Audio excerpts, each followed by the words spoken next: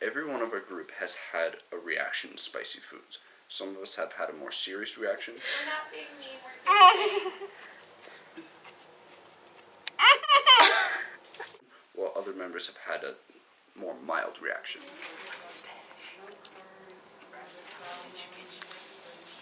And we wanted to understand what made food spicy. We looked into it, we learned that one of the main substances that does this is capsaicin.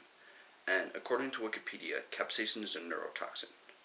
As we looked into this, we heard about these home remedies that reportedly dulled the effects of capsaicin. And the purpose of our experiment is to test if there's any science behind these home remedies. They actually worked. The way we went about this project was to feed our test subjects jalapenos, about 12 grams worth, and take their normal body temperature beforehand. We used temperature probes attached to LabQuests for 4 minutes while the test subjects were eating, and we waited a day before testing the subjects, again to confirm that all the previous capsaicin had left the system. We tested each subject with 7 grams of white bread and then 65 grams of white milk. And between each test subject, the probes were cleaned thoroughly. Capsaicin is a neurotoxin, so it reacts with the body neurologically by binding to the VR1 nerve receptors, and it signals the brain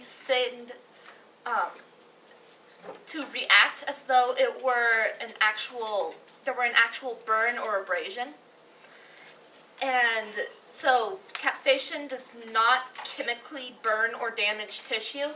However, if ingested in large amounts over an extended period of time, it can cause damage to the digestive system because of nerve overstimulation and overreaction.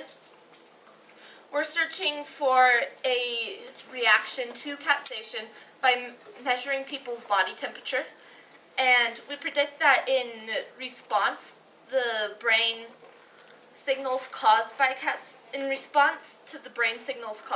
capsaicin, the body temperature will raise to accommodate the stimulated burn. Since it is a neurotoxin, some people can build up a mental resistance to capsaicin, depending on how frequently they ingest foods containing it. And this will most likely be displayed in some of our data of subjects who frequently ingest capsaicin.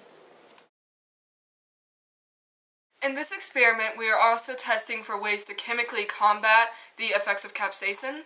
Now, many people would think that water would dull the effects of capsaicin, but because capsaicin is an oil-based compound, it makes it insoluble in water. However, capsaicin is soluble in fat, which is why dairy products such as milk dull the effects of capsaicin.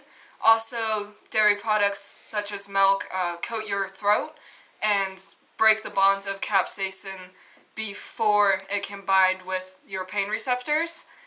And according to livestock.com, we discovered that capsaicin binds with carbohydrates and sugars, which soaks up the capsaicin before it can bind with the pain receptors in your mouth.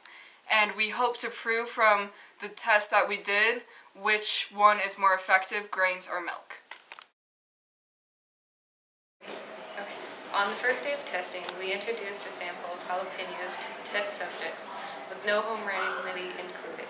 As we recorded their body temperature, we observed in our data that the body temperature was raised by either a small or large amount, and this was caused by the capsaicin in the jalapenos, which was found in the seeds, as well as the frequency that the subjects consumed different amounts of spicy foods.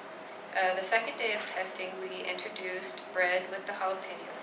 The graphs showed that giving the test subjects bread after the jalapenos did little to no change in their body temperature.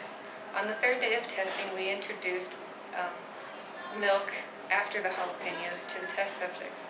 The graph showed that there was a tiny bump in the data that showed milk that did do a tiny change in their body temperature at first, although the subject's body temperature increased after they